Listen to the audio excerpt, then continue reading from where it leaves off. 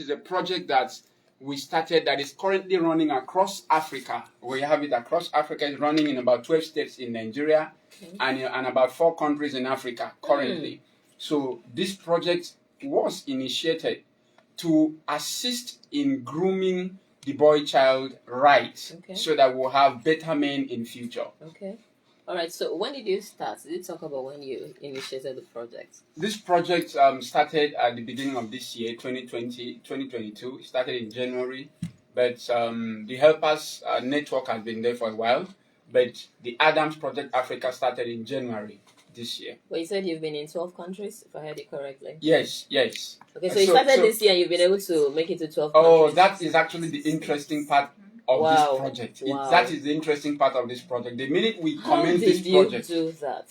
Well, because of my community development projects across Nigeria that I've done over the years, I've made contacts. Okay. I've built relationships with people, and a lot of those people are in and out of the country. Okay. So the minute we commenced this project, all I needed to do was just to stretch forward my hands to a lot of them. I said, this is what I want to do. Okay. And the reception has been massive. Okay, so talk about the countries that you have this TAPA network. Okay, so TAPA is in South Africa. All right. We have a project running in Cape Town. Okay. TAPA is in Congo. Okay. We have a project running in Brazzaville. Okay. TAPA is in Ghana. Okay. In Ghana, it is interesting that we have TAPA running in 3 states in Ghana. All right. We have it in Kumasi, we have it in Accra, and we have it in Tamale. Okay. And we also have TAPA running in Zimbabwe. All right. That is in Harare. Okay. So it is interesting. In fact, I have to use this opportunity to thank Mr. Adams. Okay. Adams Guterres is the one in South Africa, and he's also the one that is coordinating the project in Congo. Any chapter, any branch outside the region of Africa? No, not. Are you thinking of expanding beyond this region? Well, anything is possible. That is also a possibility. We don't have it in mind at the moment, but I see TAPA as something that may end up expanding beyond Africa, beyond the shores of Africa. So when that time comes, of course, we will do that. All right, very good. Talk about the activities. Ekaette, I'll get to you in a moment. Talk about the activities of TAPA. It's quite interesting. There's something I'm waiting to hear. If I don't hear it, I'm going to ask about it. Okay. So, what we have done in a bid for us to be able to properly groom the young boys is that we have streamlined some of the programs that we want to do, or that some of them are currently going on. Okay. We want to hold symposium. Okay.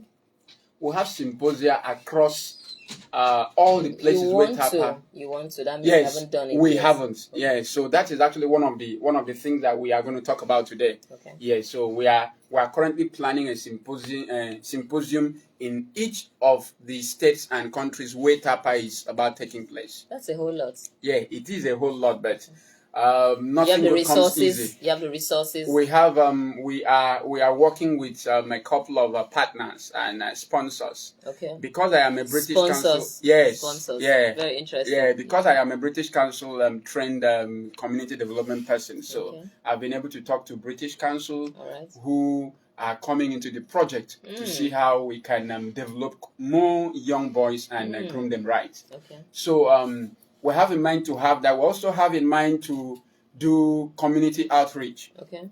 So how we do the community outreach will be, we go to communities, we inform the community leaders and go to communities and gather young boys and talk to them. The same way we do that for communities, we do that for schools. Okay. So for the project, for the a program with schools, we have already started that. We actually started that during the International Day of the Boy Child, which was on the 16th of May. Okay. We did that in some schools across the country. What exactly did you do? What were the activities? Akwa Ibom State in particular went to Sacred Heart High School in Uyo. Okay. They interacted with young boys and young girls. Okay. Because when you're training the boys, it is also important that you talk to the young girls too. Okay. But you already said that there's been a lot of emphasis on training the girl child. So this is on the boy child too. This is on the boy child, but it will be wrong for us to completely sideline the girl child. Okay. If we do that, what actually happened when the training for the girl child was taking place will happen also. Okay, all right. So, Good. so we are doing that, and we're also we're currently working on several other radio programs. Okay. We've had interview with Nigerian Info in Lagos, which is part of the strategies that we're using to talk to people. Okay. Because our target audience for this project is not only the young boys. Okay. For the young boys, we have between the age of 8 and 18. Okay. Then we also have parents. We have parents because... Very interesting. Yeah. We have parents because you cannot train the young boys and leave out the parents. The parents are the ones that nurture the boys. Okay. So we have parents as part of the target audience. I hope it is not too late to start training the parents and guardians. Well, for the parents and guardians, we're not training them. Okay. We're only helping them to unlearn and relearn. Is it working?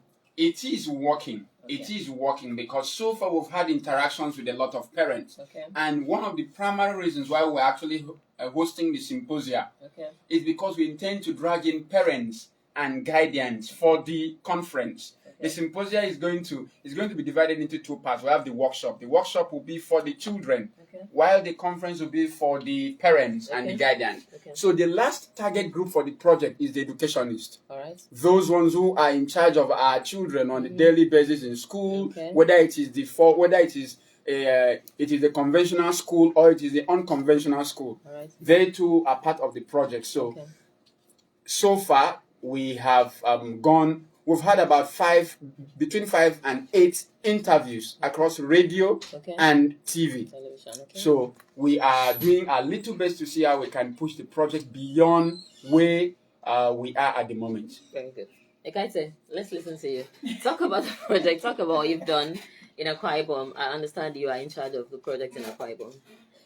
Yes, as he just mentioned, our first outing was with the Sacred Heart School. Okay. I'm really interested to know or to see the zeal in these children to make that change. Okay. But first of all, you see, it's different when you put girls and boys together. Girls will always stand out. Why?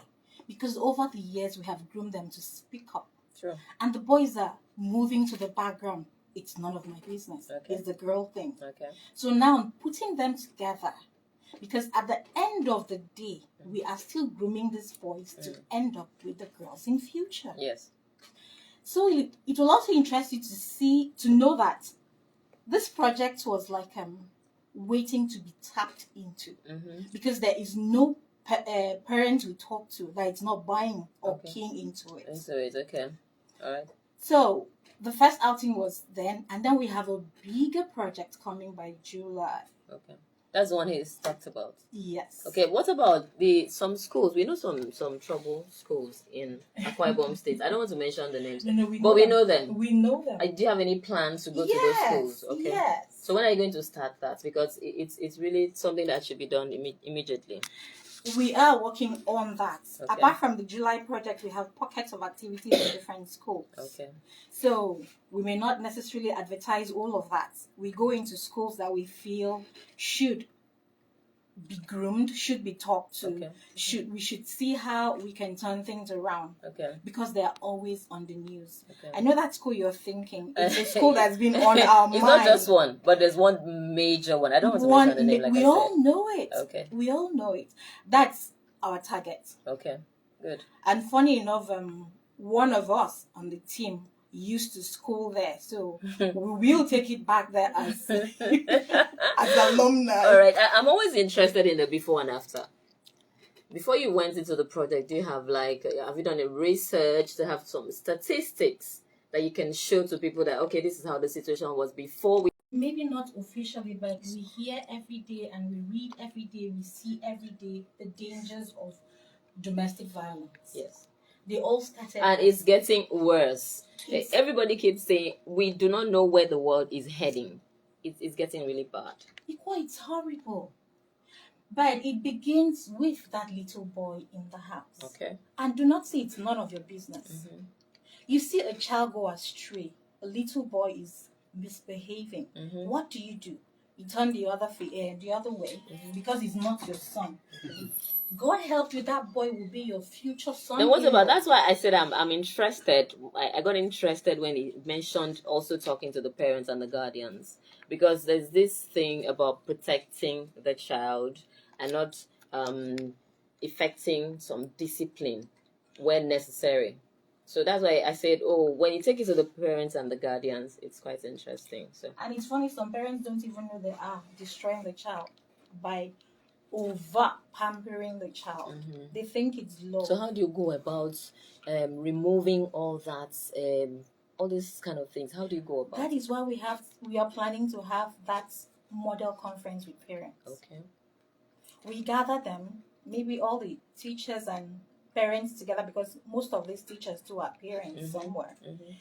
Talk to them and see how we can change the narrative. Okay. Apart from the children, parents are key because they come from a home. Family time, it's off. We don't have family time anymore. We are too busy. And then a lot of times we neglect these ones, thinking we are providing for them. You're busy running around and then making the money to come back to give these ones when they need your presence, when they need your discipline, when they need your training, when they need your love. Okay. So talking to parents is key on our table. All right. So and the children. All right. So you have this symposium in July. Where is it going to hold? July. It's going to be in Rio. Okay. But we are pulling schools from different parts of the rural areas. Do you have that in consideration? Yes, we do. Okay. Apart from bringing them out to the city, we have pocket activities to go into the communities too. Okay. To do some work. And then the bigger picture is picking this child hustler off the streets. Because that is where we find a lot of the indiscipline and the behavior translating to danger in the future. Okay. Well, I'm looking at, like I asked about monitoring before now. So when you have done this symposia and you go off, how do you ensure that what they have learned they're able to apply?